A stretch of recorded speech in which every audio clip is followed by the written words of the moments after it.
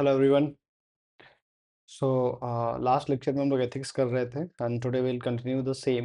And those who are new, let me tell you कि राइटेड जो है आरबीआई ग्रेड बी का पूरा फेज़ 1 फेज़ 2 जो भी आपका स्टैटिक पोर्शन है वो सब कुछ फ्री ऑफ कॉस्ट हमारे यूट्यूब चैनल पे अवेलेबल है। So you can subscribe us.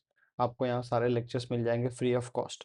उसके अलावा you can join our Telegram channel to @राइटेड रेग। एंड अगर आपको कोर्स वगैरह के बारे में कोई डिटेल चाहिए तो आप इस नंबर पे पिंग भी कर सकते हो 8083317029। So this is the number on which you can WhatsApp us. Okay. Now let's begin without wasting a lot of time. So last lecture में हमने limitations of rights and duties theories देख लिए थे। Now क्या application है, शायद ये भी हमने डिस्कस कर रखा कि देखो द थिंग इज क्या एप्लीकेशन है राइट्स और ड्यूटीज का। जब कंपनीज अपनी पॉलिसीज बनाती हैं, जो भी फॉर्मुलेशन करते हैं कंपनीज अपने पॉलिसीज का, वो इसी हिसाब से करते हैं कि वो जो भी आपका वर्क प्लेस सेफ्टी है या फिर कंज्यूमर के प्रोटेक्शन की बात हो, ट्रांसपेरेंसी की बात हो, वो सारे इंश्योर हो। तो वो कैसे हो पाता है? वो हो पाता है राइट्स और ड्यूटीज थ्योरी का प्रॉपर तरीके से यूज करके। ठीक है, एम्प्लॉयज़ के जो भी राइट्स एंड ऑल हैं। चलो नाउ जो अब अपना जो मेन टॉपिक आज स्टार्ट हो रहा है वो है जस्टिस एंड फेयरनेस थ्योरी। ठीक है, तो है क्या? देखो, ये एम्फसाइज करता है किस चीज़ पे? ये एम्फसाइज करता है इक्वालिटी। ठीक है, इक्वालिटी के ऊपर, इम्पार्शलिटी और फेयरनेस, ऐसी चीज़ों के ऊपर ये एम्फसाइज करता है। किस कॉन्टेक्स्ट में? तो जब भी आप डिसीजन मेकिंग से रिलेटेड प्रोसेसेस में इन्वॉल्व हो तो ये सारी चीज़ों का यूज़ करो। तो इस थ्योरी के हिसाब से कोई भी एक्शन जो है उसको हम लोग एथिकल कब कहेंगे? अगर ये हर एक इंडिविजुअल को इज ट्रीटिंग फेयरली और उनके लिए जो बेनिफिट्स है वो इक्वली डिस्ट्रीब्यूटेड है। ठीक है, चाहे वो बर्डन्स जो है वो भी इक्वली डिस्ट्रीब्यूटेड है। ऐसा ना हो कि कोई जो है कि someone is getting more benefit and someone is overburdened. ठीक है, तो it should not happen like this. Equality, equal manner में, जस्ट मैनर में it should be divided between the entire team और द एंटायर ऑर्गेनाइजेशन।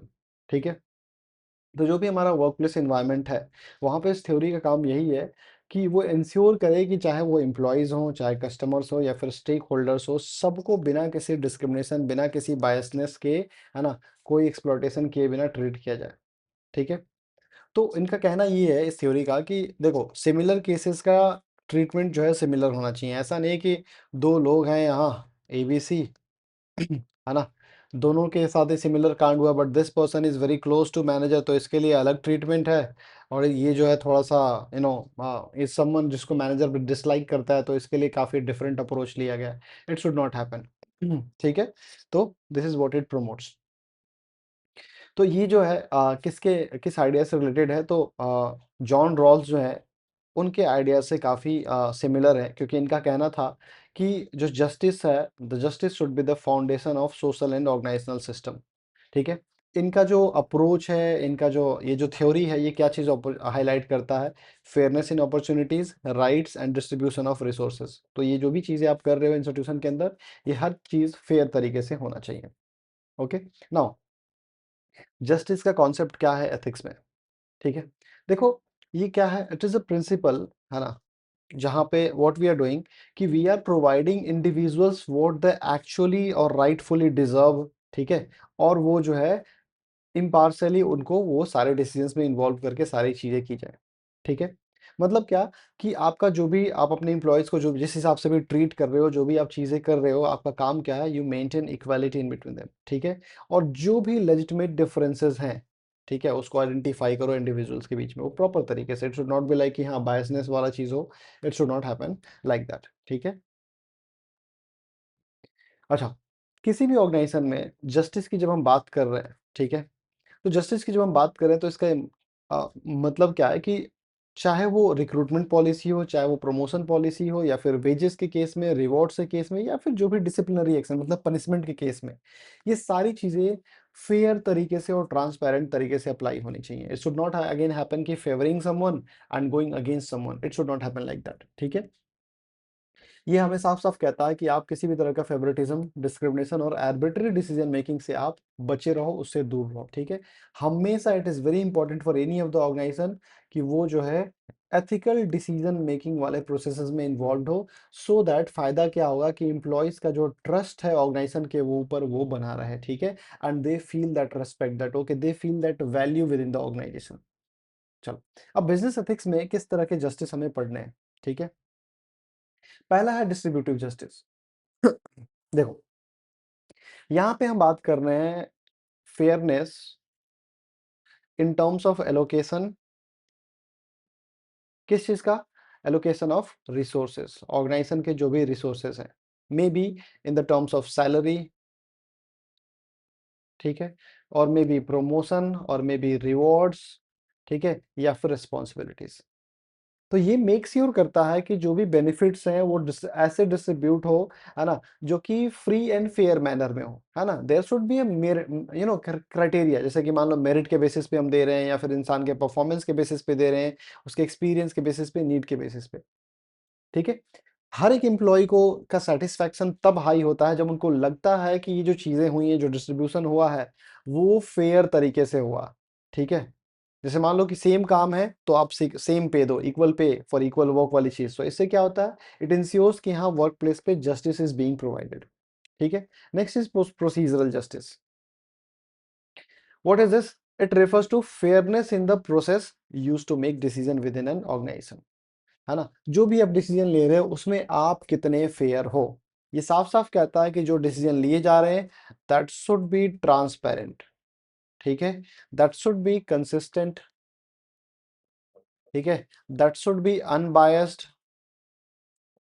ठीक है, और वो जो है जो भी ऑब्जेक्टिव क्राइटेरिया है उसके बेसिस पे डिसीजन होने चाहिए, ठीक है। ऐसे केसेस में जब आप ये सारी चीजें मेक श्योर करोगे तो होगा क्या कि जो भी डिसीजंस आप लोगे वो सारे डिसीजन जो है देयर इज हाई प्रोबेबिलिटी कि एम्प्लॉयज जो हैं इन डिसीजंस को एक्सेप्ट करेंगे, है ना, and that's why it is very important. जब उनको लगता है कि हाँ सब कुछ फेवर रहा है, किसी को कोई किसी के लिए कोई फेवरेटिज्म वाली चीज नहीं हुआ, ठीक है। मान लो जैसे प्रमोशन पॉलिसी अगर वो ट्रांसपेरेंट है तो एम्प्लॉयज का जो है ट्रस्ट जो है मैनेजर्स और एम्प्लॉयज के बीच में बनेगा, ठीक है। Next is interactional. ये क्या है? इंटरैक्शनल जस्टिस जो है ये किस चीज पे फोकस करता है? Interpersonal treatment and communication between manager and employee, ठीक है। क्या होता है इसमें? कहने का मतलब ये है कि जितने भी मैनेजर्स हैं वो अपने आप को मालिक ना समझें, ठीक है, इवन मालिक को भी वो बिहेवियर नहीं रखना चाहिए। जितने भी मैनेजर्स हैं वो अपने एम्प्लॉय को डिग्निटी, रिस्पेक्ट और ऑनेस्टी वाली जो चीजें हैं इन सब के ऊपर जो है ना, के थ्रू ही मतलब सारा उनका बिहेवियर जो है होना चाहिए, ठीक है। तो इससे फायदा क्या होगा? एम्प्लॉयज और मैनेजर्स के बीच में एक प्रॉपर ट्रस्ट और एक रिस्पेक्ट बना रहेगा, ठीक है। अगर इवन जो कम्युनिकेशन है, ठीक है, गाली गलौज ना करके आप रिस्पेक्टफुल तरीके से बात करो, इससे क्या होगा?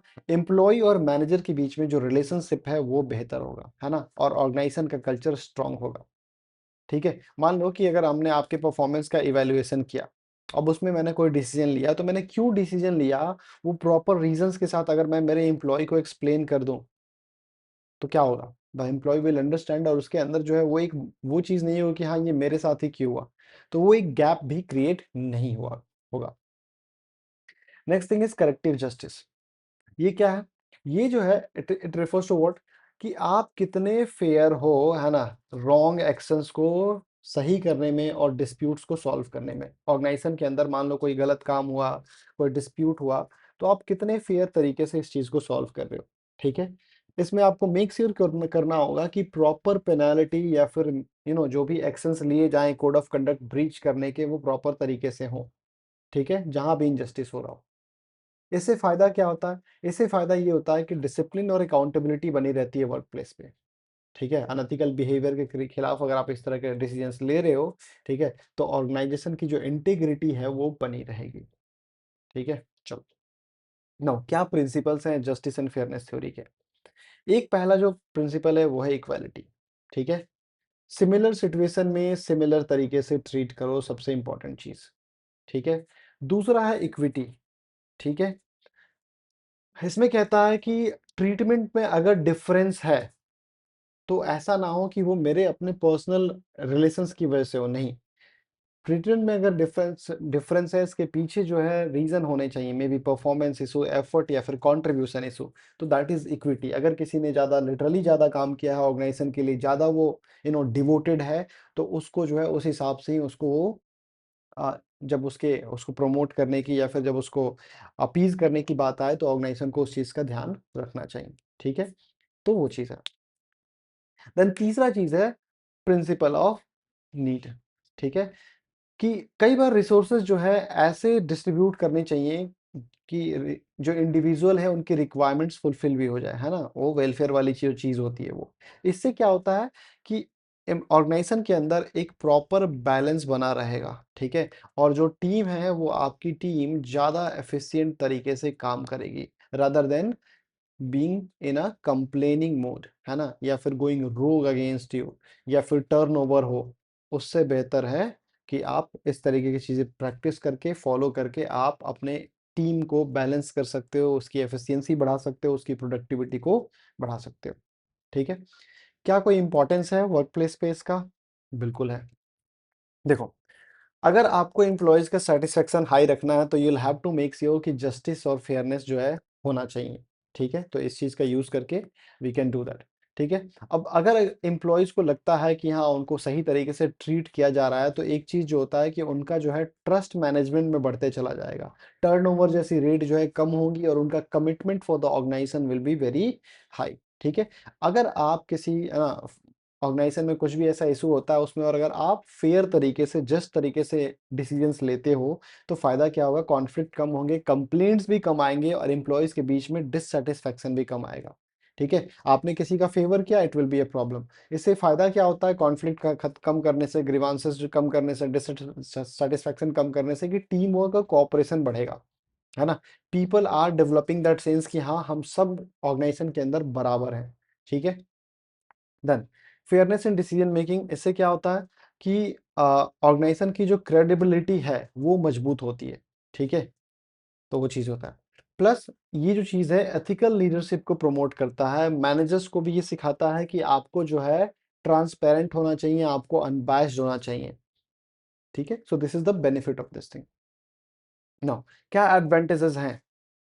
तो ये चीज हमने अभी थोड़ी देर पहले देखा कि ये सबसे पहले क्या प्रमोट करता है, इक्वलिटी, इक्वालिटी और इंडिविजुअल्स को डिस्क्रिमिनेशन और एक्सप्लॉयटेशन से बचाता है। ठीक है, दूसरा फायदा है ना, पहला आपको दिख गया इक्वालिटी, है ना, डिस्क्रिमिनेशन एंड एक्सप्लॉयटेशन। तीसरा आपको यहाँ पे दिख रहा है एम्प्लॉय का जो मोरल एंड मोटिवेशन बढ़ा रहता है। ठीक है, क्योंकि उनको प्रॉपर तरीके से रिवॉर्ड्स और रिस्पॉन्सिबिलिटी मिलते हैं। ठीक है, और भी है यहाँ पे कि strengthens trust between employee and management, क्योंकि यहाँ पे ट्रांसपेरेंट तरीके से सारी चीजें हो रही है। ठीक है, प्लस एथिकल कॉर्पोरेट गवर्नेंस, क्योंकि अकाउंटेबिलिटी वाली चीज रिस्पॉन्सिबल डिसीजन मेकिंग भी है। तो ये 5 पॉइंट जो है आपको याद रखना, आप यूज कर सकते हैं इन योर आंसर राइटिंग। क्या इसके कोई लिमिटेशंस हैं? बिल्कुल है, हर सिक्के के दो पहलू होते हैं। देखो, क्या चीज फेयर है, क्या चीज अनफेयर है, इसको डिटरमाइन करना is very difficult, isn't it?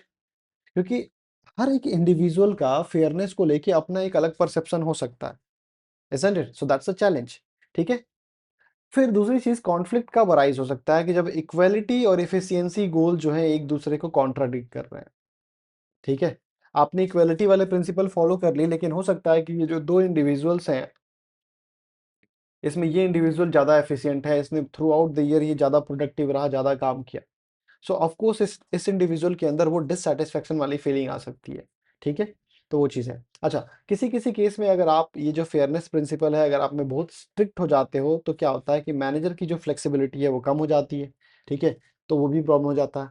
Next, इसका साथ एक और प्रॉब्लम है कि अलग अलग जो स्टेक होल्डर्स हैं उनके बीच में उनके इंटरेस्ट को बैलेंस करना फेयर रहने के साथ साथ is a very very challenging, खास करके बड़े ऑर्गेनाइजेशन में। छोटा मोटा ऑर्गेनाइजेशन है तो चल जाएगा, but if it is a big organization, if it is a huge organization, it is very very problematic, it is very difficult to do that.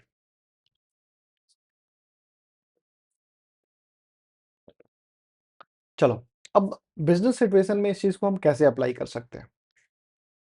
देखो, जितने भी जो ऑर्गेनाइजेशन है वो जस्टिस और फेयरनेस थ्योरी कैसे अप्लाई करते हैं जब when they are designing their policies, है ना, मे बी रिक्रूटमेंट के, परफॉर्मेंस इवैल्यूएशन, प्रमोशन, कंपनसेशन और डिसिप्लिनरी एक्शन। हमने देखा भी, ये चीज डिस्कस किया, सो यहाँ पे एप्लीकेशन एप्लीकेबल है ये। ठीक है। इक्वल अपॉर्चुनिटी की जब बात हो रही है, हायरिंग अपॉर्चुनिटीज में फेयरनेस की बात हो रही है, तो वहां पे इट इज अप्रेजल सिस्टम में ट्रांसपेरेंसी वी डिस्कस, तो yes it is also being used over there. और वेजेस स्ट्रक्चर को फेयर रखने के लिए, सो दैट किसी भी तरह का डिससेटिस्फैक्शन ना हो, एम्प्लॉयज का प्रोडक्टिविटी हाई रहो, वो चीज में भी it is being used. Okay, चलो। तो इस चीज का यूज करके हम ऑर्गेनाइजेशन के अंदर है ना ट्रस्ट, इक्वालिटी और अकाउंटेबिलिटी डेवलप कर सकते हैं। नेक्स्ट जो चीज हमें पढ़नी है वो है एथिक्स ऑफ केयर थ्योरी। ठीक है। तो क्या है ये? तो ये जो चीज है, इट फोकसेस ऑन व्हाट, ये इंपॉर्टेंस दिखाता है relationship, empathy, compassion and responsibility towards other in moral decision making. आप जो भी डिसीजन ले रहे हो उसमें आपको इस बात का ध्यान रखना होगा कि दूसरों के ऊपर भी क्या इसका क्या इम्पैक्ट पड़ सकता है। ठीक है। तो जो हमारे जो भी ट्रेडिशनल एथिकल थ्योरीज हैं वो मेनली फोकस करते हैं रूल्स पे, राइट्स पे, कॉन्सिक्वेंसेस पे। बट ये जो थ्योरी है, केयर थ्योरी जो है, ये फोकस करता है ह्यूमन इमोशंस पे, इंटरपर्सनल कनेक्शंस, म्यूचुअल डिपेंडेंस, इन सारी चीजों के ऊपर भी ध्यान देने की जरूरत है डिसीजन लेने से पहले। ठीक है। तो ये क्या कहता है कि जो भी एथिकल डिसीजंस हैं, दे शुड कंसीडर कि आपके एक्शंस का इम्पैक्ट दूसरों के ऊपर क्या पड़ेगा, you will also have to understand that thing too. ठीक है। तो जो भी वर्क प्लेस है, जो बिजनेस है, ठीक है, तो एथिक्स ऑफ केयर जो है, ये यही प्रमोट करता है कि जो भी ऑर्गेनाइजेशन है वो अपने एम्प्लॉयज को, कस्टमर्स को, स्टेक होल्डर्स को, है ना, उनको उनको समझे, उनकी, है ना, और उन सारी चीजों को ध्यान में रखते हुए अपने सारे डिसीजंस ले।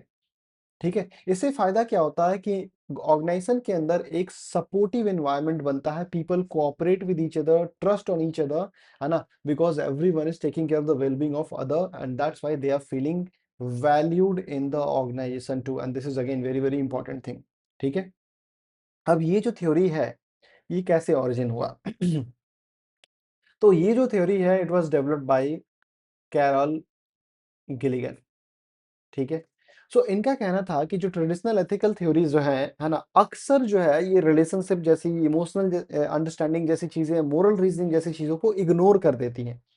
ठीक है। And that's why she emphasized on what ethical decision making should not be based only on justice, but आपको इस बात का भी ध्यान देना होगा कि कंपैशन जैसी चीजें, दूसरों के लिए केयर, दूसरों के लिए सोचना, ये सारी चीजें भी इंपॉर्टेंट है in taking all the decisions.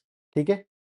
और इस चीज को लेटर कहाँ पे अप्लाई किया गया? तो इस चीज का अप्लाई किया गया education, social work, health care, business management, यहाँ पे, and that's why today it is a very very widely accepted theory. ठीक है। और इसको अप्लाई भी किया जाता है। क्या इसके कोर प्रिंसिपल है? एक जो सबसे इंपॉर्टेंट प्रिंसिपल है वो है अटेंटिवनेस। मतलब क्या? कि हर जो भी डिसीजन मेकर्स हैं, जो भी डिसीजन टेकर्स हैं, दे नीड टू रिकॉग्नाइज कि हाँ, जो दूसरे जो लोग हैं उनके ऊपर इसका क्या इम्पैक्ट पड़ेगा। So you have to be concern for the needs of others. ठीक है। दूसरी चीज है रिस्पॉन्सिबिलिटी। ठीक है। तो ये चीज किस चीज के ऊपर एम्फेसाइज कर रहा है? कि आप कैसे रिस्पॉन्ड कर रहे हो दूसरों के नीड्स को लेके। ठीक है। आपका एक्शन क्या है उसमें, आप कितने सपोर्टिव हो उस चीज के ऊपर। ठीक है। तीसरी चीज है रिस्पॉन्सिवनेस। ठीक है। क्योंकि ये सिर्फ और सिर्फ सिंबॉलिक नहीं होना चाहिए ना, इट शुड बी विजिबल। तो आप कितने रिस्पॉन्सिव हो इन ऑल दिस मैटर्स, वो चीज। एंड चौथी चीज है competence, ARRC, attentiveness, responsibility, responsive and competence. ठीक है। तो कंपिटेंस में कि you must be providing what, care. ठीक है।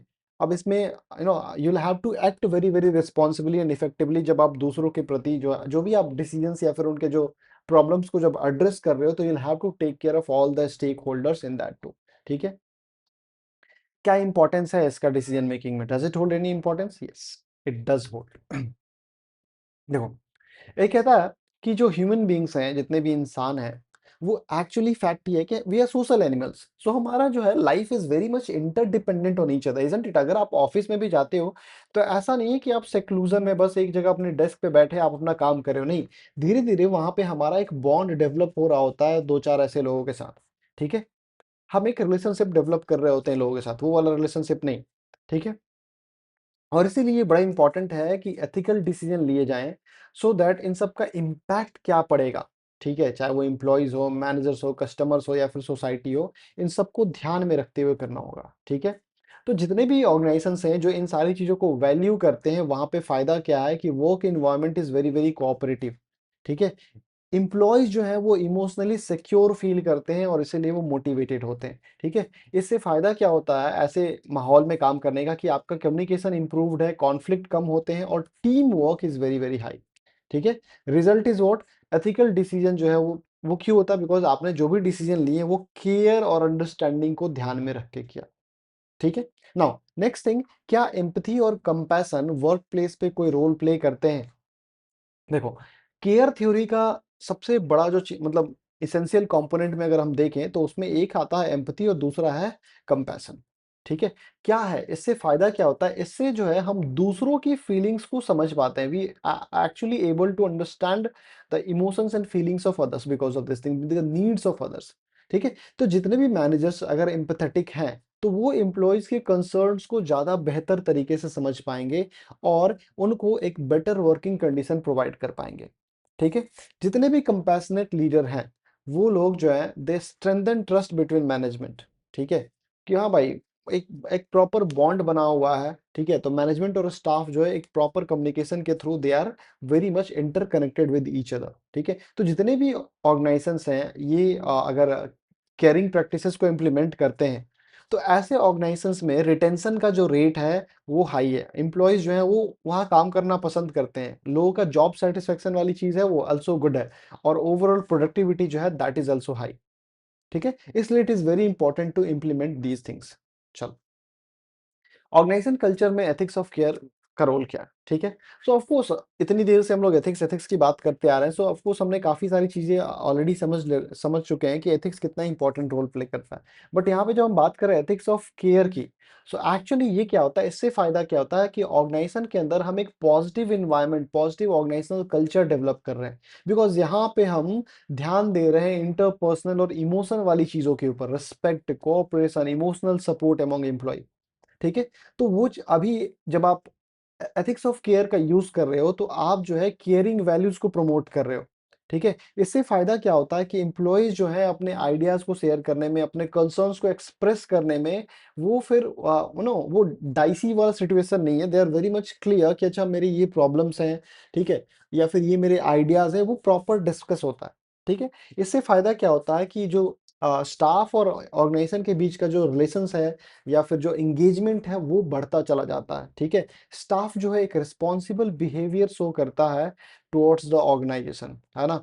वो भी इसे अपने एक लाइफ का एक प्रॉपर पार्ट समझते हैं, ऐसा नहीं कि हाँ I have a job to do that's it, no, ठीक है, I am responsible for this particular task, that is something they understand, ठीक है। तो इससे फायदा यही होता है कि वो एक प्रॉपर रिलेशनशिप डेवलप होता है कस्टमर्स और कम्युनिटीज के बीच में, ठीक है। चलो, क्या एडवांटेज है? तो अगेन हम ये चीज पढ़ चुके हैं, इंटरपर्सनल रिलेशनशिप डेवलप होता है, ठीक है। एम्प्लॉय सेटिस्फेक्शन बढ़ता है, ठीक है। एथिकल लीडरशिप को प्रमोट करता है बिकॉज मैनेजर्स जो है वो सारे पॉइंट्स को ध्यान रखते हैं इमोशनल और सोशल इम्पैक्ट का, ठीक है।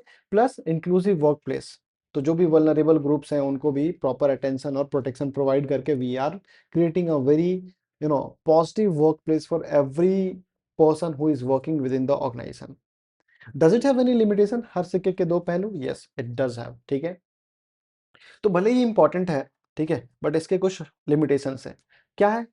Excessive emphasis on emotions and relationship, ठीक है। अब इससे क्या होगा कि इसका इंपैक्ट ये होगा कि जो हमारी ऑब्जेक्टिविटी है वो घट जाएगी, ठीक है। हम ज्यादातर फोकस कर दे रहे हैं लोगों के इमोशंस और रिलेशनशिप के पास, तो मैनेजर्स जो है वो ऑब्जेक्टिव नहीं हो पाएंगे, और मैनेजर्स के लिए अगेन ये चीज भी बड़ा इंपॉर्टेंट है, ठीक है।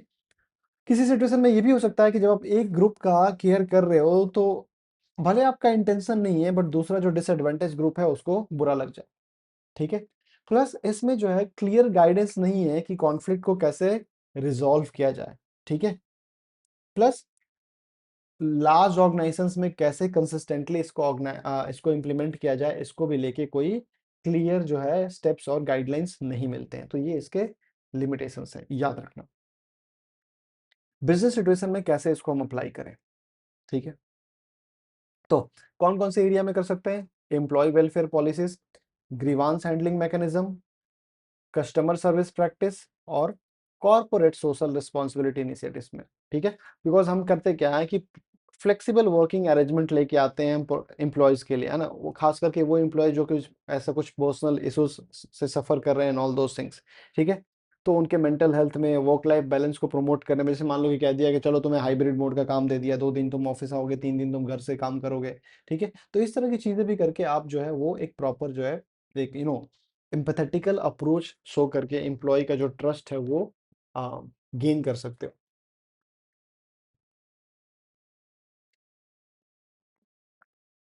तो एम्पैथी, रिस्पॉन्सिबिलिटी, कोऑपरेशन, इन सब चीज का यूज करके जब हम डिसीजन मेकिंग प्रोसेस में यूज करेंगे तो ऑर्गेनाइजेशन जो है एक प्रॉपर एथिकल एनवायरनमेंट क्रिएट करता है। Okay, next is integration approach. ठीक है, इंटीग्रेशन अप्रोच में हम क्या कर रहे हैं, हम यूटिलिटी, राइट, जस्टिस और केयरिंग सबको कंबाइन कर देंगे, ठीक है। तो ये जो है it's a very very comprehensive method, जहां पे हम क्या कर रहे हैं, हम चार मेजर एथिकल पर्सपेक्टिव्स को कंबाइन कर रहे हैं, utilitarianism, right theory, justice theory and ethics of care. इन सारी चीजों को हमने पढ़ा भी है पहले भी, ठीक है। तो हम कोई एक सिंगल एथिकल प्रिंसिपल का यूज ना करके हम चारों का अप्रोच लेके, चारों के जो चीजें हैं उसको लेके, है ना, डिसीजन मेकर्स जो हैं वो इवेलुएट करते हैं अलग अलग मल्टीपल व्यू पॉइंट्स पे, फिर डिटरमाइन करते हैं कि क्या सही है, ठीक है। इससे फायदा क्या होता है कि we get a balanced framework, किसी में कुछ अच्छा, किसी में कुछ अच्छा, किसी में कुछ बुरा, किसी में कुछ बुरा। तो जो अच्छा और बुरा उसका एक प्रॉपर बैलेंस बनाने की कोशिश की जाती है, ठीक है। तो जो वर्क प्लेस है और या फिर जो कॉर्पोरेट गवर्नेंस कॉन्टेक्स्ट में अगर हम इस चीज को देखें, तो एथिकल प्रॉब्लम्स को अक्सर जो है इसी काफी कॉम्प्लेक्स होते हैं। तो उसको सॉल्व करना जो है अक्सर मुश्किल है कि अगर आप कोई एक सिंगल थ्योरी यूज करो। तो इससे बेटर है कि आप मिक्स करो डिफरेंट थ्योरीज को और फिर उसका यूज करके यू कॉमन आउटकम एक अप्रोच लेके आओ, ठीक है। तो ऐसी क्या जरूरत पड़ गई, तो जरूरत तो आपको थोड़ा बहुत अभी समझ में आ गया, बिकॉज अभी के मॉडर्न जितने भी ऑर्गेनाइजेशन है they are very complex in nature, ठीक है। बिकॉज स्टेक होल्डर्स बहुत सारे हैं, ऐसा नहीं है कि एक इंसान के साथ आप काम करें, आपके पास आपके एम्प्लॉयज भी हैं, कस्टमर्स भी हैं, इन्वेस्टर भी है, सप्लायर भी है, गवर्नमेंट भी है और कम्युनिटी भी है। अब आपको इन सबके साथ काम करना है and it is for sure कि यहाँ पे कोई ना कोई कॉन्फ्लिक्ट या फिर किसी तरह के प्रॉब्लम्स आ सकते हैं। तो अब एथिकल डिसीजन भी आप ले रहे हो तब भी कोई किसी एक के ऊपर इम्पैक्ट पड़ सकता है, तो क्या कैसे सॉल्व करें। सॉल्व करने का सबसे आसान तरीका है कि let's integrate all this theories, ठीक है। और फिर अलग अलग एथिकल पर्सपेक्टिव का यूज करके will try to come at a balance solution, ठीक है, जो कि सोसाइटी एक्सेप्ट कर, मतलब सोशली जो है सारे के सारे स्टेक होल्डर्स उस चीज को एक्सेप्ट कर सके, ठीक है। तो ये अप्रोच कब हमारे लिए यूजफुल है, जब ले ऑफ वाला सिचुएशन है, एनवायरमेंटल रिस्पॉन्सिबिलिटी है, वर्क प्लेस डिस्क्रिमिनेशन है, प्राइसिंग पॉलिसी को लेके, कॉर्पोरेट गवर्नेंस की इश्यूज हैं, इन सभी जगहों पे, है ना, इस चीज का हम यूज कर सकते हैं, ठीक है। नाउ क्या कंपोनेंट है, तो अभी हमने देखा 4 कंपोनेंट, तो चलो देखते हैं चारों को। पहला क्या था, यूटिलिटेरियन, ठीक है। यहाँ पे ओवरऑल बेनिफिट जो है हमारा मैक्सिमाइज करने की कोशिश करते हैं। तो ये किस चीज पे फोकस करता है, ये फोकस करता है selecting actions that produce the greatest benefit for the large number of people. यही तो मतलब होता है इसका, हमने लास्ट क्लास में पढ़ा भी है, ठीक है। तो मैनेजर्स करते क्या है, मैनेजर्स जनरली इवेल्युएट करते हैं कि कौन से कॉन्सिक्वेंसेस जो हैं या फिर क्या डिसीजंस हैं जिससे कि मैक्सिमम लोगों को फायदा हो और मिनिमम नुकसान हो, ठीक है। तो जो ऑर्गेनाइजेशन सेटिंग है इसमें इस पर्सपेक्टिव से ये फायदा हो जाता है कि जो डिसीजन है ना, उसका इम्पैक्ट जो है पॉजिटिव हो एम्प्लॉयज के ऊपर, कस्टमर्स के ऊपर और सोसाइटी के ऊपर, मतलब मैक्सिमम लोगों को मैक्सिमम फायदा देना, ठीक है। जैसे मान लो कि कोई ऐसी टेक्नोलॉजी लेके आओ जो इन्वायरमेंट फ्रेंडली हो, ठीक है। तो हो सकता है कि शॉर्ट टर्म में आपका कॉस्ट बढ़ जाए बट लॉन्ग टर्म बेनिफिट किसके लिए, सोसाइटी और ऑर्गेनाइजेशन दोनों के लिए है, इजंट इट। तो वो चीज हो गया यूटिलिटेरियनिज्म। नेक्स्ट है राइट्स पर्सपेक्टिव, हर एक इंडिविजुअल के इंटाइटलमेंट्स को रिस्पेक्ट करना, ठीक है। ये क्या करता है, ये किस चीज पे एम्फेसाइज करता है कि जो इंडिविजुअल्स हैं, है ना, उनके फंडामेंटल राइट्स के को प्रोटेक्ट करने का, ठीक है। क्या क्या, freedom of expression, equality, opportunity, safety at work place, privacy, protection from discrimination, ठीक है।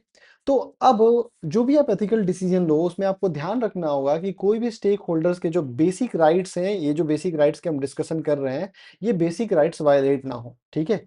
चाहे भले हम किसी और को अभी बेनिफिट दे रहे हो तो वो चीज है, बट हाँ ये चीज नहीं होना चाहिए, बेसिक राइट्स वायलेट नहीं हो, है ना, few things are basic in nature, तो वो नहीं हो, ठीक है।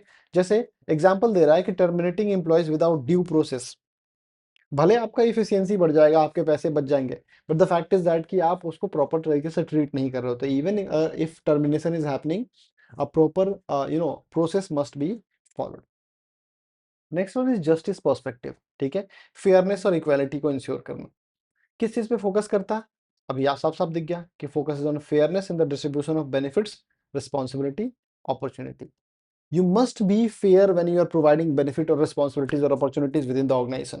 ठीक है, तो मतलब क्या है कि जो भी डिसीजन मेकर है उनको इस बात का ध्यान रखना हो कि जब भी वो कोई पॉलिसी बना रहे हैं, चाहे वो रिक्रूटमेंट का हो, चाहे वो प्रमोशन का हो, चाहे वो सैलरी की हो, चाहे वो डिसिप्लिन का हो, है ना, it is very very impartial in nature, है ना, और कंसिस्टेंटली अप्लाई हो रहा है। Equal pay for equal work is a good example of this thing. ठीक है, फिर आता है केयर पर्सपेक्टिव, जो अभी अभी हमने थोड़ी देर पहले पढ़ा, है ना, कंपैशन वाली बात हम कर रहे थे।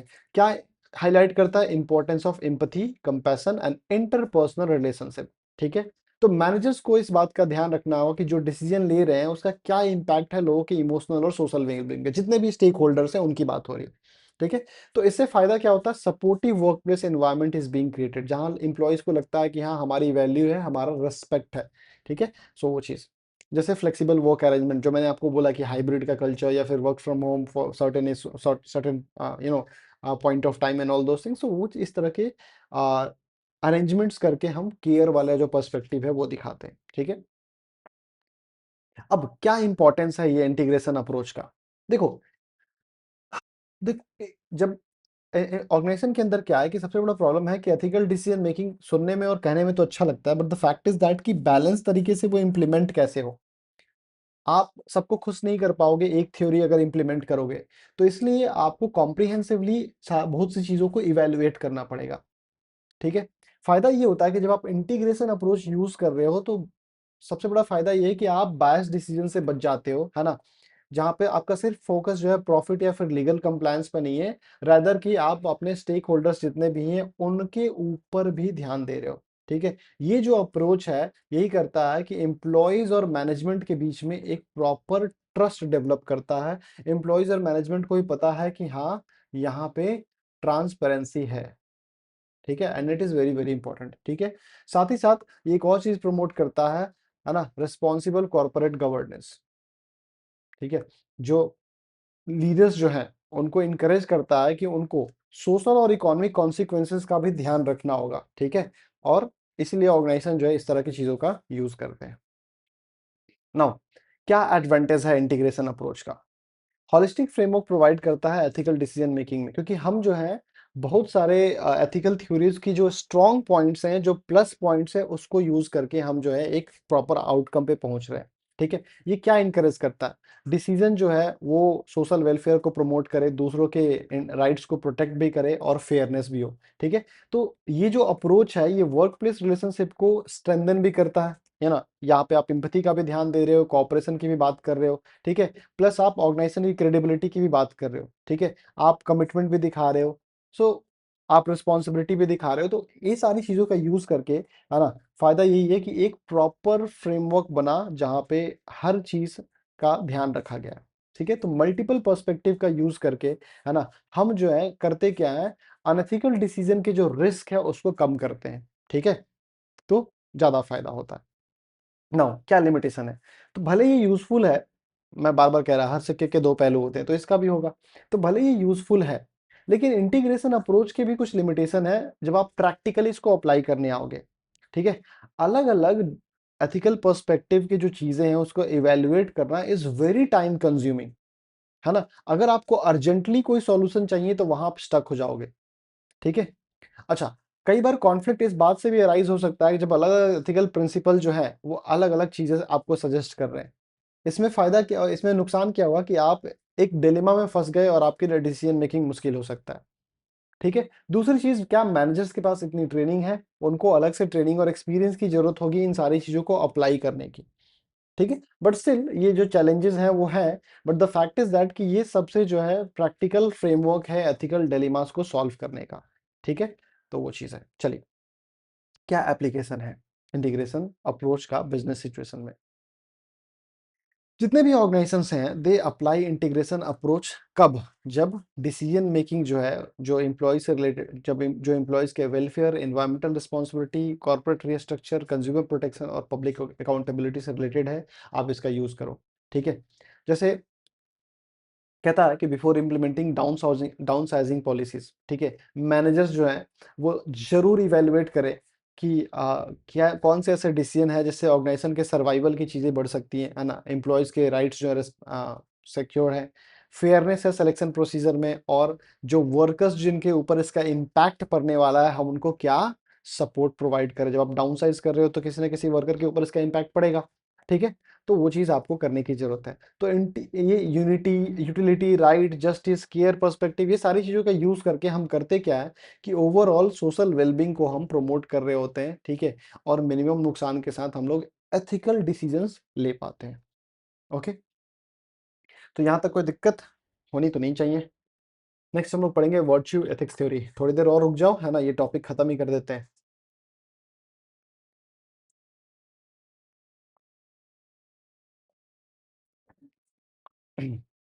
देखो, ये क्या है, एक एथिकल अप्रोच है जिसका फोकस क्या है, character and moral qualities of individuals.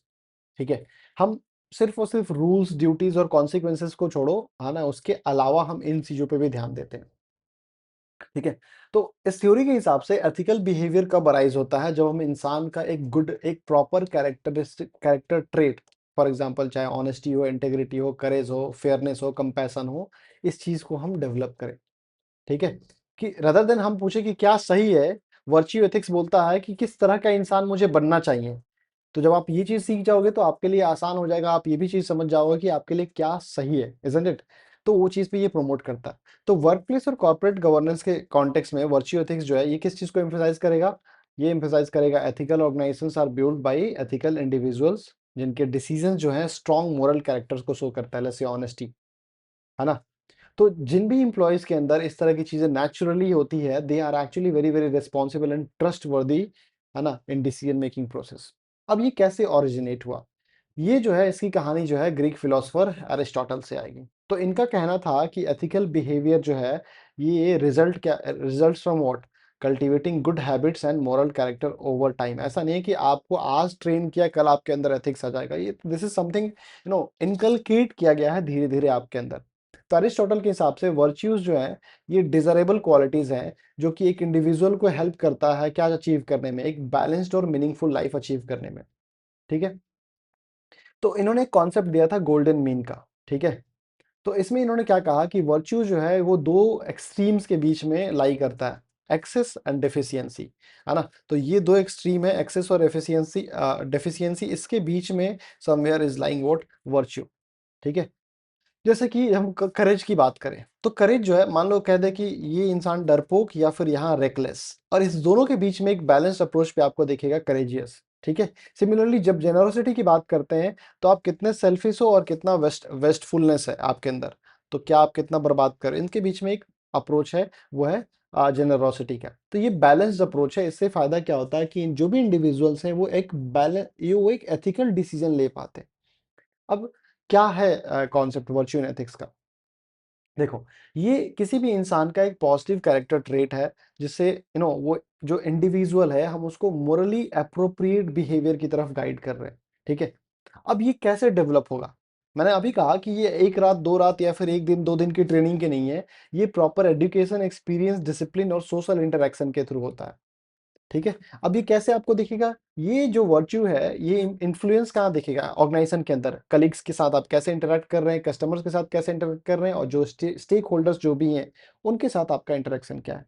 ठीक है, क्या है कॉमन ऐसी चीजें, तो सबसे पहले तो ऑनेस्टी, है ना, दूसरी रिस्पॉन्सिबिलिटी इन परफॉर्मेंस, है ना, तीसरा चीज फेयरनेस इन डिसीजन मेकिंग, चौथा रिस्पेक्ट फॉर अदर्स, पांचवा कमिटमेंट टू ऑर्गेनाइजेशनल गोल्स।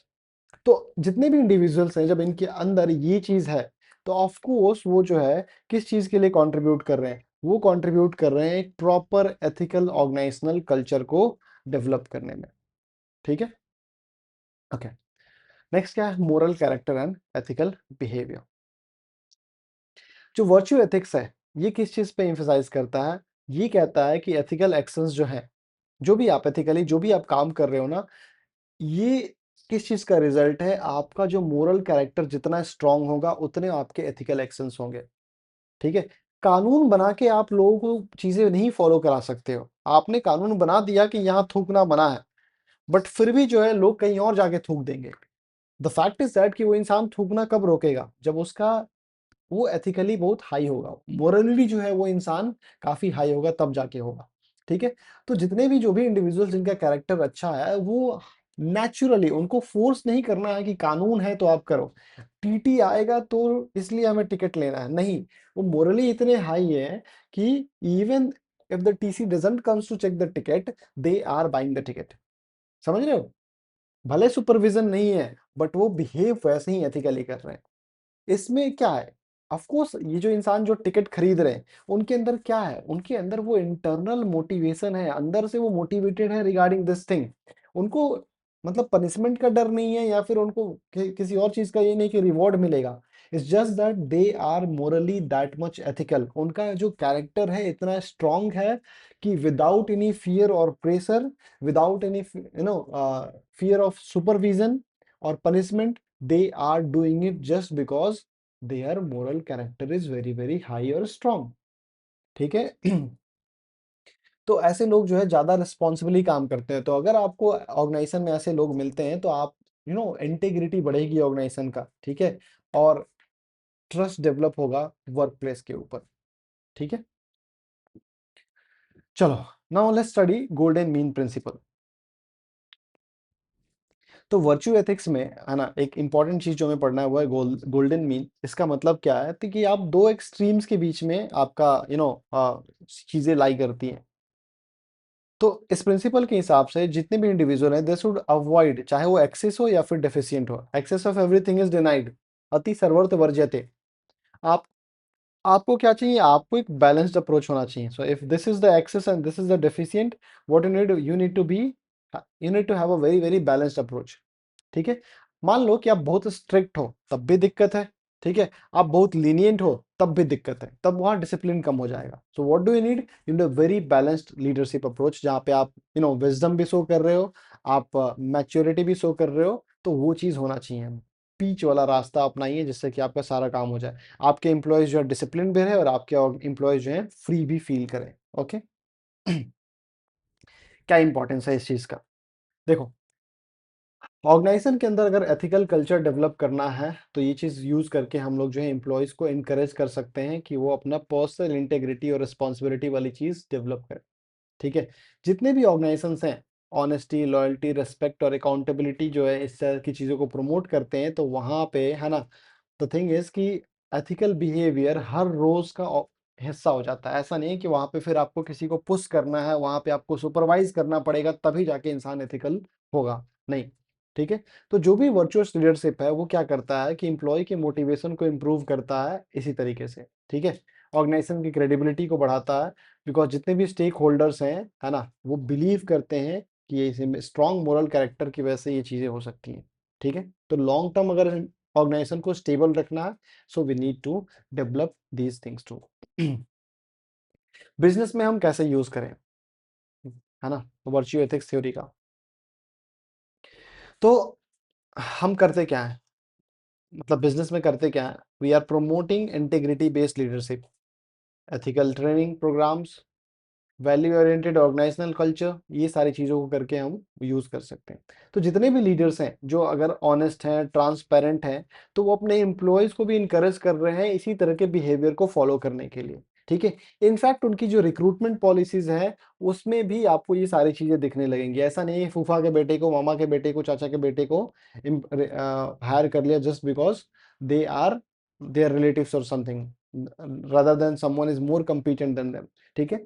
तो वही कह रहा है कि जो भी ऑर्गेनाइजेशंस हैं, ठीक है, अगर वो एथिकल कंडक्ट को इफ दे आर रिवॉर्ड कर रहे हैं और जो डिसऑनेस्ट बिहेवियर है उसको डिस्करेज कर रहे हैं, तो ऑटोमेटिकली क्या होगा कि जो वर्च्यू है वो डेवलप होता जाएगा और हर लेवल पे डिसीजन मेकिंग जो है वो प्रॉपर होता जाएगा। ठीक है?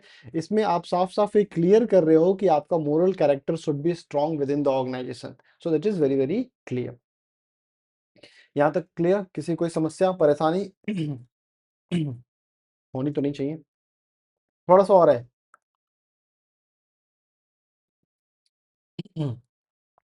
10 मिनट और खत्म हो जाएगा।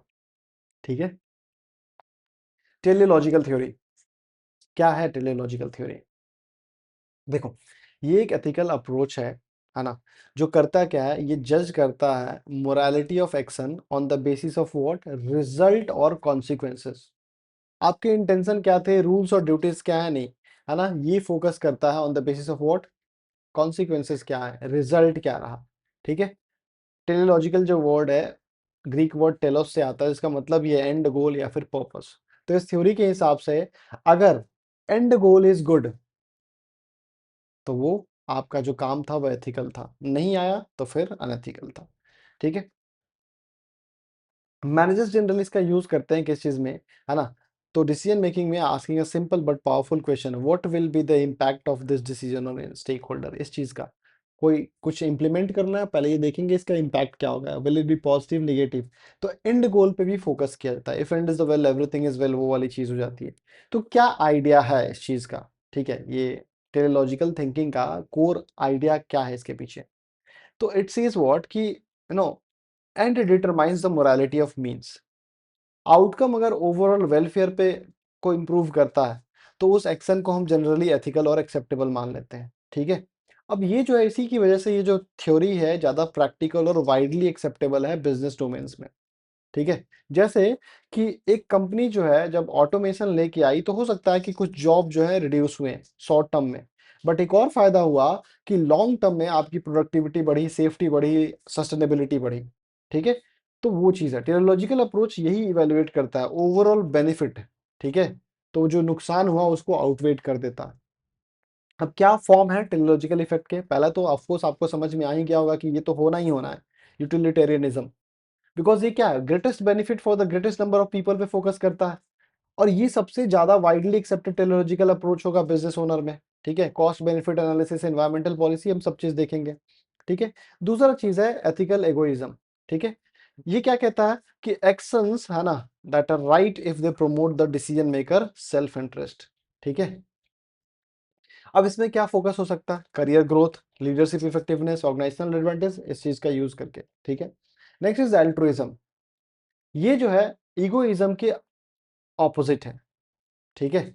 ये कहता है कि actions are ethical when they promote wellbeing of others. यहां आप अपना फोकस कर रहे थे, यहां पे दूसरों का। ठीक है। अगर भले आपका नुकसान हो जाए बट दूसरों का फायदा हो गया, तो वो दैट इज एल्ट्रुइज्म। ठीक है। एथिकल इगोइज्म, आप अपने फायदे की बात कर रहे हो, मेरा लीडरशिप डेवलपमेंट हो रहा है, मेरा ऑर्गेनाइजेशन का डेवलपमेंट हो रहा है, फायदा हो रहा है, वो चीज पे आप फोकस कर रहे हो। ठीक है। तो कॉर्पोरेट सोशल इनिशिएटिव्स में altruism is promoted a lot. चलो, अब इस ये क्यों इंपॉर्टेंट है, ये चीज ऑर्गेनाइजेशंस में क्यों इंपॉर्टेंट है। देखो, मैनेजर्स जो है अक्सर उनको डिसीजन लेना होता है ना। अब जब डिसीजन लेना है तो उन्हें किस बात का ध्यान रखना होगा, उन्हें इस बात का ध्यान रखना होगा कि जितने भी स्टेक होल्डर्स हैं उनके ऊपर आउटकम का क्या इंपैक्ट पड़ेगा। तो टेलीलॉजिकल थ्योरी का यूज करके they try to understand that thing. ठीक है। क्या क्या समझने में हेल्पफुल होता है, पॉलिसी प्लानिंग में, एनवायरमेंटल रिस्पॉन्सिबिलिटी डिसीजन में, अगर आप रीस्ट्रक्चरिंग कर रहे हो ऑर्गेनाइजेशन का, डाउन साइजिंग कर रहे हो, वहां पे भी प्राइसिंग पे, इन्वेस्टमेंट चॉइस और कॉर्पोरेट सोशल रिस्पॉन्सिबिलिटी में आप इसका यूज कर सकते हो। बिकॉज हम सब इन सभी जगहों पे, what is the thing is based on what, outcome. तो आउटकम कितना पॉजिटिव या फिर कितना नेगेटिव होने वाला है, उसके बेसिस पे दे टेक डिसीजन। ठीक है। चलो, क्या स्ट्रेंथ्स हैं इस चीज के, देखो, ये प्रैक्टिकल है, काफी वो प्रैक्टिकली ओरिएंटेड है। ये जो भी डिसीजन मेकर हैं उनको रियल वर्ल्ड कॉन्सिक्वेंसेस समझने में हेल्प करता है। ठीक है। Moral rules and all those things, yes they exist, they are important, but the fact is that कि यहाँ पे ये क्या फोकस कर रहा है, रियल वर्ल्ड में क्या इंपैक्ट पड़ रहा है। ठीक है। अब इसीलिए, है ना, ये जो है बिजनेस एनवायरनमेंट के लिए बहुत सुटेबल हो जाता है, क्योंकि क्या क्या इनकरेज करता है, ये रैशनल कंपैरिजन होते हैं, जो भी अल्टरनेटिव्स हैं उसके, जो भी स्टेक होल्डर्स हैं उनके ऊपर क्या इंपैक्ट पड़ेगा, हम इस चीज को एनालाइज करते हैं, लॉन्ग टर्म इंपैक्ट क्या होगा उस चीज को भी समझते हैं, और सोसाइटी के को ध्यान में रखते हुए भी डिसीजन लिया जाता है। ओके। अब टेलीलॉजिकल थ्योरी को अप्लाई करने में चैलेंजेस क्या है, देखो, ये फैक्ट है कि ये यूजफुल है, बट टेलीलॉजिकल एथिक्स जो है कई बार, है ना, हमारे लिए प्रॉब्लम क्रिएट कर सकता है कि आपने जो कॉन्सिक्वेंसेस जो प्रेडिक्ट किए थे, क्या वो हमेशा सही होंगे, हो सकता है ना कि वो गलत हो। ठीक है, बिकॉज बिजनेस में अनसर्टेनिटी इज वेरी कॉमन। तो अगर अनसर्टेनिटी बहुत कॉमन है तो आउटकम जो है वो भी अनकॉमन हो सकता है, इजंट इट? सो दूसरा कंसर्न क्या है कि जो एक्शंस जो हैं, जो बेनिफिट कर रहे हैं मेजोरिटी को, कई बार वो माइनॉरिटी को नुकसान भी कर सकते हैं। ठीक है, जैसे मान लो कि आपने कंपनी की कोई ब्रांच बंद की, तो कंपनी सरवाइव कर जाएगा, बट इम्पैक्ट किसके ऊपर आएगा? जो इंप्लॉयज हैं उनके ऊपर उसका इम्पैक्ट देखने के लिए मिल सकता है। ठीक है, तो इसीलिए टेलीलॉजिकल डिसीजन कब सही होगा? जब आप राइट्स, जस्टिस और केयर पर्सपेक्टिव को भी ध्यान में रख के यूज करो। ठीक है, तो ज्यादा फायदा होगा। कॉर्पोरेट गवर्नेंस में टेलीलॉजिकल थिंकिंग का क्या यूज है? ठीक है, कैसे हम यूज कर सकते हैं? देखो, कॉर्पोरेट गवर्नेंस अक्सर जो है टेक्नोलॉजिकल इवैल्यूएशन का यूज करता है। जो भी पॉलिसी बना रहे हैं तो ये इस बात का ध्यान रखते हैं कि मेरे जितने भी स्टेक होल्डर्स हैं, जो भी लोग इन्वॉल्व्ड हैं, उसके ऊपर क्या इम्पैक्ट पड़ेगा। ठीक है, कई बार बोर्ड ऑफ डायरेक्टर्स जो है वो भी जो है बेनिफिट और रिस्क दोनों को एनालाइज करने के लिए इसी टेक्नोलॉजिकल थिंकिंग का यूज करते हैं। ठीक है, तो वो चीज़ है, जैसे कि मान लो कि एनवायरमेंटली रिस्पॉन्सिबल प्रोडक्शन मेथड अगर लेके आना है, तो हो सकता है कि हमारा शॉर्ट टर्म कॉस्ट बढ़ जाए, बट लॉन्ग टर्म हमें फायदा हो, है ना? कंप्लायंसेस में दिक्कत ना हो, स्टेक होल्डर्स का ट्रस्ट बढ़े। ठीक है, तो टेलीलॉजिकल पर्सपेक्टिव के हिसाब से ऐसे डिसीजन जो है एथिकली जस्टिफाइज है। क्यों? क्योंकि वो आउटकम जो है वो ज्यादा ब्रॉड है। ओके।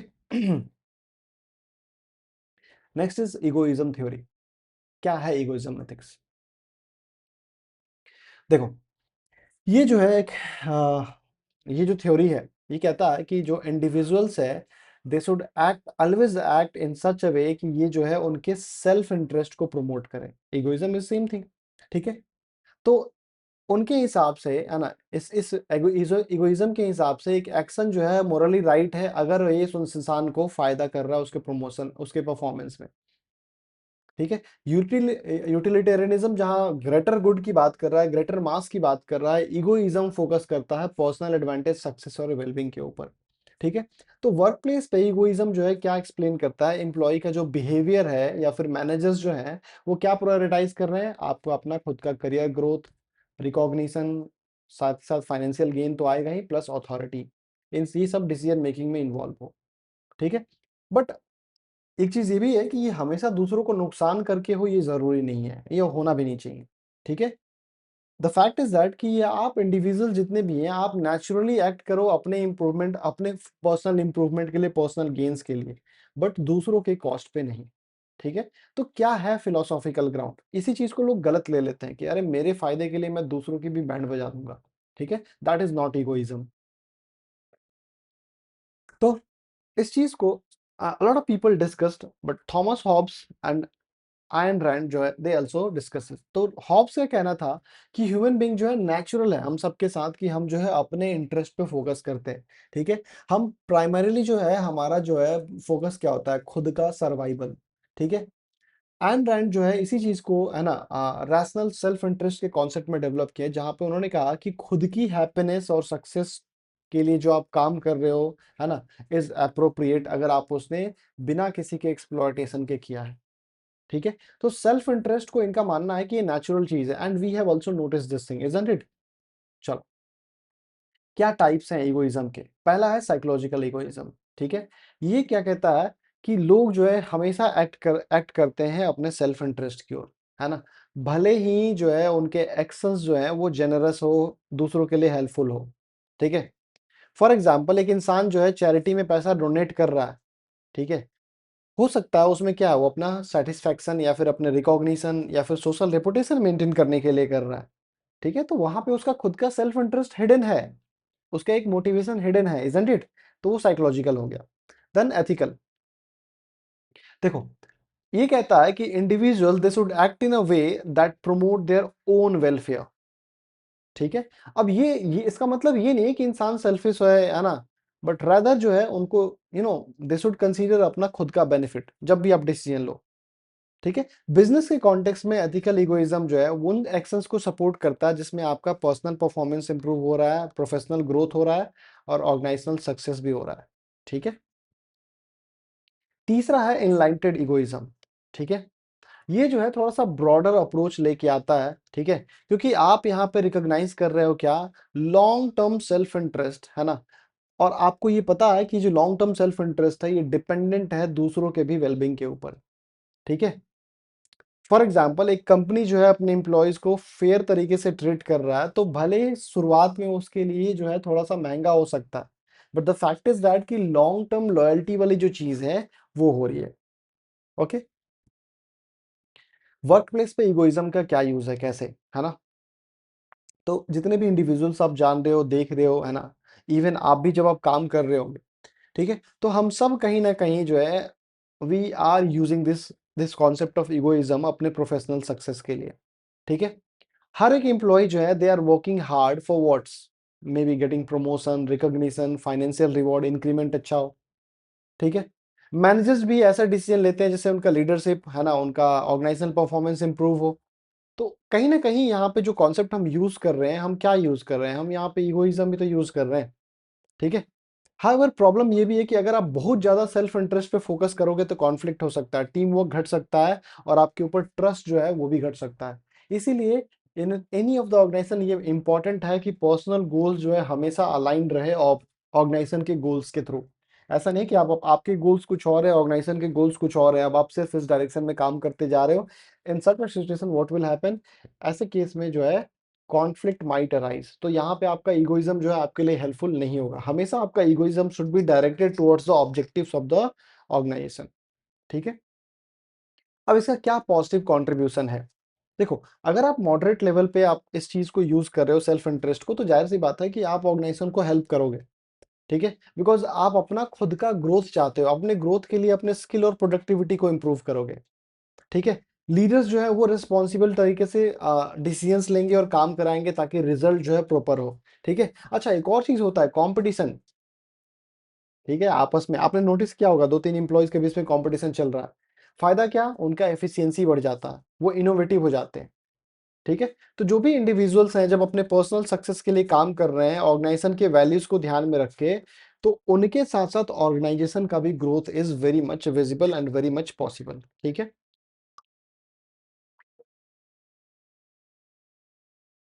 अच्छा, अगर यही इगोइज्म एक्सेस हो जाए तो क्या प्रॉब्लम है, प्रॉब्लम है कि एथिकल प्रॉब्लम आएगा यहाँ पे।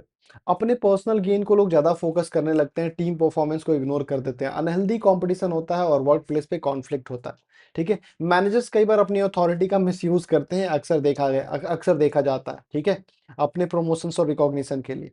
एक्सट्रीम सिचुएशन में करप्शन, मैनिपुलेशन और अनएथिकल डिसीजंस हो सकते हैं, ठीक है। जैसे मान लो कि मैनेजर ने क्या किया, अपने खुद के फायदे के लिए कुछ इन्फॉर्मेशन छुपा लिया, या फिर आपने कोई आइडिया दिया, मैनेजर ने आगे अपने नाम पे प्रमोट कर दिया कि मैंने ऐसा कहा, ठीक है। तो दीज काइंड ऑफ थिंग्स, इसीलिए ये चीज इंपॉर्टेंट कि सेल्फ इंटरेस्ट जो है रिस्पॉन्सिबिलिटी के साथ बैलेंस किया जाए, ठीक है। तो जितने भी जो मॉडर्न जो अपना बिजनेस एथिक्स है वो सेल्फ इंटरेस्ट को रिजेक्ट नहीं करता, रादर ये कहता है कि बैलेंस्ड होना चाहिए अप्रोच, ठीक है। आप अपने पर्सनल गोल्स के लिए आगे बढ़ो, that is good, but the fact is that कि आपको दूसरों के राइट्स और वेलफेयर को भी समझना होगा, ठीक है। So you need to create that system, that environment, near by yourself, जहां पे आप अपने पर्सनल ग्रोथ के लिए काम करें, along with that you are respecting the values of the organization and the team too. You're not going against the team, or you are not, taking any unethical decision or taking any unethical step that is harming the interest of the people. आपको इस चीज का ध्यान रखना होगा, ठीक है। तो क्या कर सकते हैं इसमें, performance based incentive, transparent evaluation system और टीम वर्क रिलेटेड जो है पॉलिसीज जो है, इस चीज का यूज करके हम लोग, है ना, अपने सेल्फ इंटरेस्ट को ऑर्गेनाइजेशन के ऑब्जेक्टिव के साथ इंश्योर कर सकते हैं, ठीक है। तो वो मोटिवेटिंग रहता है ना, कॉन्फ्लिक्ट ना हो कि वो मोटिवेशन का सोर्स बना रहता है। अब कॉर्पोरेट में इगोइज्म का यूज कहाँ होता है, देखो, leadership ambition, career planning, salary negotiation, entrepreneurial decision making और कॉम्पिटिटिव परफॉर्मेंस एनवायरनमेंट, हर जगह इस चीज का यूज है, ठीक है। जैसे एग्जांपल दिया हुआ कि एंटरप्रेन्योर्स अक्सर जो है वो रिस्क लेते हैं पर्सनल सक्सेस को अचीव करने के लिए, ठीक है। बट फैक्ट ये भी है कि उनके एफर्ट्स की वजह से एम्प्लॉयमेंट अपॉर्चुनिटीज भी क्रिएट होती हैं, right, it did the same thing, ठीक है, ठीक है। सिमिलरली जो एम्प्लॉयज हैं वो भी स्ट्राइव कर रहे हैं कि जो है ओवरऑल जो है अगर ऑर्गेनाइजेशन की प्रोडक्टिविटी बढ़ेगी तो हमारा भी ग्रोथ होगा, इजंट इट। तो एथिकल बाउंड्रीज के अंदर अगर आप काम कर रहे हो तो इगोइज्म जो है it's a very good thing कि इनोवेशन, रिस्पॉन्सिबिलिटी और प्रोफेशनल कमिटमेंट लेके आता है। सिर्फ और सिर्फ अपने ऊपर आप फोकस नहीं हो, आप हर चीज का ध्यान रखे हुए हो, ठीक है। चलो, नेक्स्ट इज रिलेटिविज्म थ्योरी, क्या है, एथिक्स में इसका यूज क्या है। ठीक है। तो ये जो है एक एथिकल थ्योरी है, कहता है कि कोई ऐसा यूनिवर्सल मोरल स्टैंडर्ड नहीं है that can apply to all people at all the time, ये फैक्ट है। ठीक है। तो वो जनरली क्या सही और क्या गलत है, ये किस चीज के ऊपर डिपेंड करता है, ये डिपेंड करता है कल्चर, सोसाइटी, सिचुएशन और इंडिविजुअल के बिलीफ्स के ऊपर, है ना। इस थ्योरी के हिसाब से एथिकल बिहेवियर जो है वो अलग अलग, है ना, सिचुएशन, एनवायरनमेंट के में वो वेरी करता है, और इसीलिए कोई भी एक इकलौता रूल आप अप्लाई नहीं कर सकते हो। ठीक है। वर्क प्लेस और कॉर्पोरेट गवर्नेंस के कॉन्टेक्स्ट में रिलेटिविज्म जो है उससे हमें फायदा होता है कि ये समझने में फायदा होता है कि बिजनेस जो है क्यों, है ना, they are doing certain behaviours जो कि एक्सेप्टेबल है एक कंट्री में लेकिन अनएथिकल माना जाता है दूसरी जगह पे। ठीक है, ये होता है, क्योंकि ये थ्योरी यही कह रहा है कि आप सही और गलत जो है हर जगह हो ही नहीं सकते, ये डिपेंड करेगा कल्चर, सोसाइटी और सिचुएशन के हिसाब से। बट क्या आइडिया है एथिकल रिलेटिविज्म का? ठीक है। तो देखो, एथिकल स्टैंडर्ड जो है वो कैसे सेव करता है कल्चरल ट्रेडिशन। किसी जगह पे वो कल्चर जो है, जैसे कि किसी जगह पे ट्रेडिशंस लिबरल है, किसी जगह पे कंजर्वेटिव है, तो उस हिसाब से आपको अपना बिहेवियरल पैटर्न में चेंजेस, सोसाइटी की एक्सपेक्टेशन, ऑर्गेनाइजेशन की वैल्यूज, हिस्टोरिकल कंडीशन क्या है और पर्सनल आपका एक्सपीरियंस कैसा है, इन सारे बेसिस पे जो है ये आइडिया इज बेस्ड, है ना, ये सेव करता है। ठीक है। इसका मतलब क्या हुआ कि एक्शन को जो है हम सिर्फ और सिर्फ राइट और रॉन्ग इसलिए जज नहीं कर सकते हैं, है ना, बिना किसी अंडरस्टैंडिंग के कि किस सिचुएशन में कोई चीज हुआ। जस्ट आपने देखा कि ऐसा हुआ है और आप गलत और सही कह दो, this is wrong. You also need to understand the situation, you also need to get the background of the story. ठीक है। अच्छा, फॉर एग्जाम्पल कि जैसे मान लो कि कोई आप बिजनेस डील करने जा रहे हैं, वहां आपने कोई गिफ्ट दिया, तो वो जो है साइन ऑफ रिस्पेक्ट हो सकता है, बट कहीं और किसी और जॉब सिचुएशन में ये ब्राइबरी हो सकता है। For example government jobs, contract and all those things, समझ रहे हो वो चीज। बट वहीं आप किसी कुछ डील करने जा रहे हो, कुछ अग्रीमेंट्स करने जा रहे हो, तो वहां पे gift giving is very common as a sign of respect कि हाँ भाई, आई रिस्पेक्ट यू। ठीक है। रिलेटिविज्म के टाइप्स क्या है? पहला है कल्चरल रिलेटिविज्म। ठीक है। ये क्या सजेस्ट करता है कि एथिकल स्टैंडर्ड्स जो है एक सोसाइटी से दूसरे सोसाइटी में डिफर करते हैं, है ना, और इसीलिए उसके कल्चर को समझ के हमें इस चीज को समझना होगा। ठीक है। एक सोसाइटी में जो चीज एक्सेप्टेबल है वो दूसरे में भी हो, वो जरूरी नहीं है। ठीक है। For example work place hierarchy और कम्युनिकेशन स्टाइल जो है अलग अलग कंट्रीज में अलग अलग तरीके से है। ठीक है। कुछ कल्चर्स में, है ना, आप सीनियर से क्वेश्चन नहीं पूछ सकते हो, बट वही कहीं कहीं पे इट इज इनकरेज्ड कि yes you can ask the question. तो आपको इस चीज का अंडरस्टैंडिंग होना चाहिए। Next is moral relativism. ठीक है। ये क्या एम्फेसाइज करता है कि जो इंडिविजुअल्स हैं, है ना, they are developing their own ethical standards on the basis of what their personal believes, upbringing and experiences. तो इस व्यू के हिसाब से अलग अलग पीपल जो है अलग अलग सिचुएशन को अलग तरीके से इंटरप्रेट करते हैं। ठीक है। जैसे एक एम्प्लॉय जो है may consider working over time without compensation unethical. ठीक है कि नहीं भाई, नहीं करेंगे। जबकि दूसरे के लिए ये लगता है कि ये मेरा डेडिकेशन है, अपना प्रोफेशनल ग्रोथ होगा इसमें मेरा। ठीक है। So it depends person to person. Then situational relativism, ये कहता है कि जो एथिकल डिसीजन है they depend on specific circumstances. ठीक है, कि हाँ इस सर्कमस्टांस में ये सही, इसमें ये गलत। ठीक है। रादर देन कि हाँ ये फिक्स कर दिया आपने कि ऐसे में हमेशा गलत ही होगा, ऐसे में ये हमेशा सही होगा, है ना। हो सकता है कि किसी एक के लिए कोई सिचुएशन सही हो, दूसरे के लिए वो गलत भी हो सकता है। ठीक है। जनरली कॉन्फिडेंशियल इंफॉर्मेशन शेयर करना अनएथिकल है। ठीक है। बट अगर किसी को नुकसान से बचाने के लिए अगर हमें वो चीज शेयर करना पड़ रहा है तो इट इज ओके। ठीक है, एक्सेप्टेबल हो सकता है। ओके। चलो, नाउ इसका रोल क्या है, रिलेटिविज्म का बिजनेस एनवायरनमेंट में क्या रोल है? तो देखो, एथिकल डाइवर्सिटी को समझने में it is helping us a lot. ठीक है, क्योंकि अलग अलग रीजन में अलग अलग चीजें एक्सेप्टेबल है और अनएक्सेप्टेबल भी है। तो मैनेजर्स जो है, होता क्या है कि they are able to recognize employees और स्टेक होल्डर जो है एथिकल बिहेवियर उनके कल्चर और सोशल बैकग्राउंड के बेसिस पे आप उसको जज कर सकते हैं। ऐसा नहीं है कि हाँ उसके कल्चर का ही पार्ट था कि उससे आपसे वो ऐसे बात करे या बिहेव हो, बट आपने उसको मतलब कुछ किसी और तरीके से ले लिया। But you need to understand कि हाँ उसका सोशल बैकग्राउंड क्या रहा। ठीक है। इससे फायदा क्या होगा कि एम्प्लॉय के अंदर वो टॉलरेंस और फ्लेक्सिबिलिटी, सॉरी मैनेजर्स के अंदर जो है वो टॉलरेंस और फ्लेक्सिबिलिटी वाली चीज आएगी। ठीक है। आप अलग अलग टीम के साथ काम करोगे, कस्टमर्स के साथ काम करोगे, पार्टनर के साथ काम करोगे, तो जब तक आपके अंदर ये टेंडेंसी डेवलप नहीं होगी, it will be very much difficult for you to work with different domains और डिफरेंट पीपल। ठीक है। प्रैक्टिकल इंपॉर्टेंस क्या है? देखो, नेगोशिएशन में हेल्प करेगा, वर्क प्लेस कम्युनिकेशन में अलग अलग तरह के लोग, है ना, एम्प्लॉय के साथ प्रॉपर रिलेशनशिप बनेगा, और मार्केटिंग स्ट्रेटेजीज भी आप अलग अलग कल्चर के हिसाब से अपनी अलग अलग मार्केटिंग स्ट्रेटेजी बना सकते हो, इजंट इट? और कम्युनिटी को एंगेज करने के लिए भी आप जो है, जिस तरह की कम्युनिटी उस हिसाब से आप अपने डिसीजंस ले सकते हो। तो लोकल नॉर्म्स को रिस्पेक्ट करके, ऑर्गेनाइजेशन के इंटीग्रिटी को मेंटेन करके, कंपनीज जो है they can develop a trust with the stakeholders. ठीक है। कॉर्पोरेट गवर्नेंस प्रैक्टिस में इसका यूज क्या है?